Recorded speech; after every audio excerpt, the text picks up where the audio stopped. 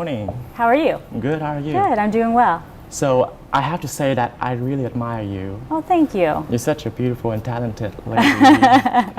That's very kind of you to say. Yeah, so it's such a great honor for me to be here and have a conversation with you today. Absolutely. Well, we are glad to have you here, and it's wonderful to be able to get this message out.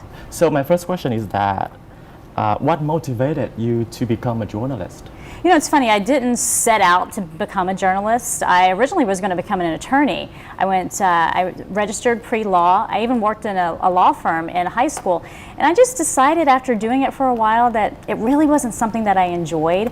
So I just made a change to TV journalism. It's something that we always watched. We always watched the news at night with my family. And I was always intrigued about how people were able to tell stories and the change that you can actually affect by getting out there and giving a voice to people.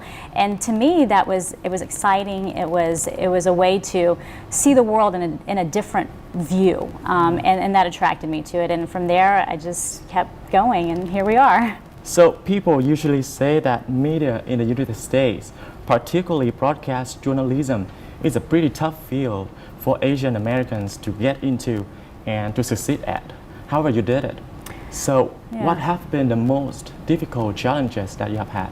Well, I think it's tough for anyone nowadays, just because it's so crowded now. Today, when you look at the landscape, there are many more minorities, whether it be Asian Americans or Latinos or African Americans. But when I started out, I didn't really see anyone that looked like me, anyone that had my background. There wasn't anyone that was per se a role model that I could say, you know what, that's what I want to aspire to be. So I just really worked on the craft, and so that to me was the best way forward, because it allowed me to be the best me that I can be, since that's really your only calling card in this business. That's the way that you get ahead, because there's no one else that can be like you.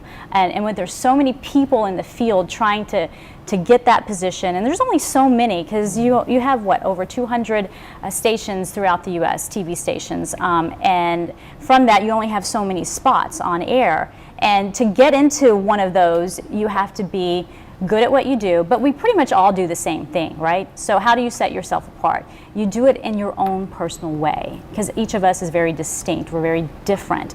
And so I just really tried to craft my trade and my skills in that way, and no one else can be like you, right? So might as well put that best foot forward.